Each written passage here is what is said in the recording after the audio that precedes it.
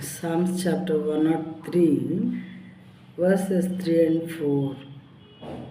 Who forgives all your iniquity, who heals all your diseases, who redeems your life from the pit, who crowns you with steadfast love and mercy.